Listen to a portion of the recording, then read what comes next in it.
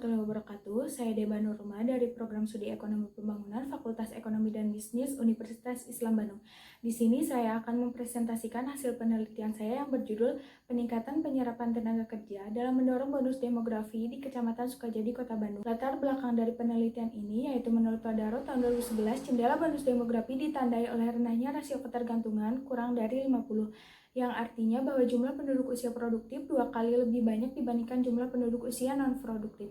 Selain rendahnya angka rasio ketergantungan suatu wilayah, syarat tercapainya bonus demografi menurut LIPI ada 3, yaitu adanya sumber daya manusia yang berkualitas, kedua terserapnya sumber daya manusia ke dalam pasar tenaga kerja, dan ketiga adanya tabungan rumah tangga dan meningkatnya kontribusi perempuan dalam pasar tenaga kerja. Jika angka rasio ketergantungan tinggi, maka pertumbuhan ekonomi masyarakat akan terganggu, karena biaya yang harus dikeluarkan oleh masyarakat untuk memenuhi kebutuhannya menjadi lebih besar dan sebaliknya. Namun pada kenyataannya, tidak semua penduduk usia produktif mampu menanggung hidup penduduk usia non-produktif, karena tidak semua penduduk usia produktif memiliki pekerjaan. Angka ketergantungan berdasarkan jumlah penduduk yang bekerja disebut angka ketergantungan ekonomi. Angka ketergantungan ekonomi oleh peneliti disebut rasio ketergantungan real. Jawa Barat sebagai provinsi dengan jumlah penduduk terbesar di Indonesia telah memasuki fase bonus demografi yang ditandai dengan banyaknya penduduk usia produktif di Jawa Barat. Hal tersebut didukung dengan rendahnya angka rasio ketergantungan Jawa Barat sebesar 42,94 yang dapat dilihat pada diagram batang. Kota Bandung sebagai ibu kota Jawa Barat dapat merepresentasikan kondisi yang terjadi di Jawa Barat. Artinya jika Kota Bandung maju, maka Jawa Barat pun ikut maju. Di Kota Bandung, wilayah dengan jumlah penduduk terpadat dengan angka kemiskinan yang cukup tinggi adalah Kecamatan Sukajadi sebanyak 100.668 jiwa. Berdasarkan data BPS, angka rasio ketergantungan Kecamatan Sukajadi sebesar 41,67. Artinya 100 orang usia produktif menanggung beban sebanyak 42 orang usia non-produktif. Penduduk usia produktif perlu diwaspadai bahwa tidak semua penduduk usia produktif memiliki pekerjaan. Penduduk usia produktif tergolong menjadi 2 bagian, yaitu angkatan kerja dan bukan angkatan kerja. Kecamatan Sukajadi memiliki angka rasio ketergantungan real lebih tinggi dibandingkan dengan Jawa Barat dan Kota Bandung, yaitu sebesar 202,94. Angka rasio ketergantungan real ini dihitung dengan rumus yaitu orang yang tidak bekerja dibagi orang yang bekerja dikali 100. Dapat dilihat pada diagram batang, Jawa Barat, Kota Bandung, dan Kecamatan Sukajadi menunjukkan bahwa jendela bonus demografi sudah terbuka.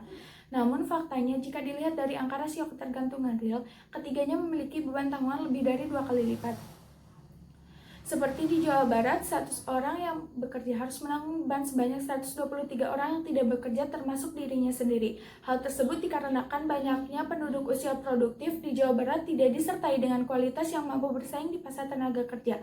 Dengan adanya latar belakang masalah tersebut, peneliti memiliki tujuan yang ingin dicapai, yaitu mengetahui pengaruh jenis kelamin, status pernikahan, penyandang disabilitas, tingkat pendidikan, dan umur terhadap peluang mendapatkan kerja atau upah di Kecamatan Sukajadi, Kota Bandung.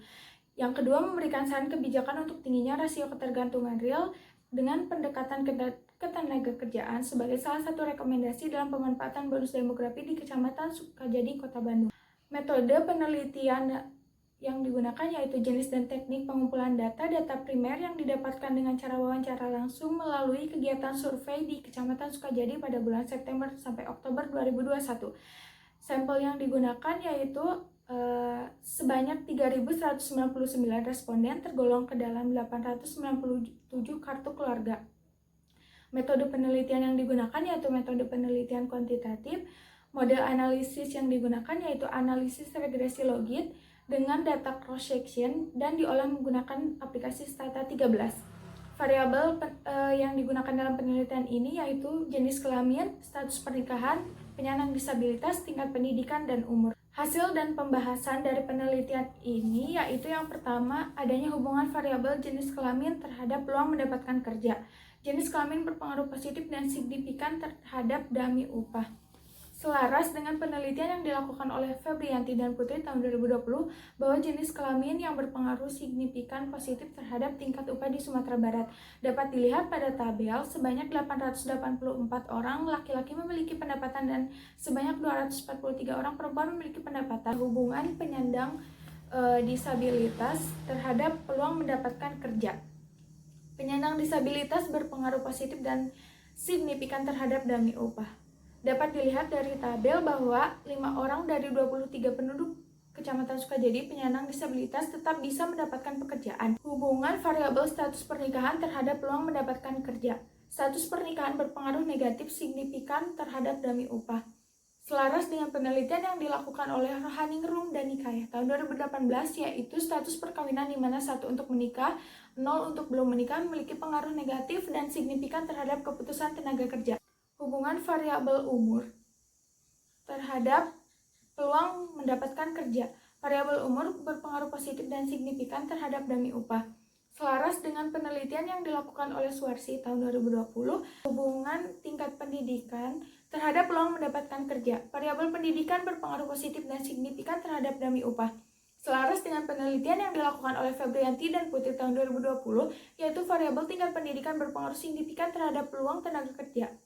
Memperoleh upah besar dapat dilihat pada tabel tingkat pendidikan penduduk Kecamatan Sukajadi paling banyak adalah SMA. Kesimpulan dari penelitian ini yaitu ketersediaan tenaga kerja dalam jumlah besar tidak dibarengi dengan permintaan tenaga kerja mengakibatkan kesulitan para pencari kerja untuk memasuki pasar kerja. Saran dari penelitian ini yaitu diadakannya pelatihan dan program kegiatan ekonomis, membuat peraturan yang pro disabilitas untuk memudahkan penyandang disabilitas mendapatkan pekerjaan, mendorong serta memfasilitasi kegiatan wirausaha, memfasilitasi pendidikan bagi masyarakat kurang mampu agar dapat memiliki kompetisi yang bisa bersaing di pasar tenaga kerja. Sekian yang dapat saya sampaikan. Mohon maaf apabila banyak kekurangan dan kesalahan. Wassalamualaikum warahmatullahi wabarakatuh.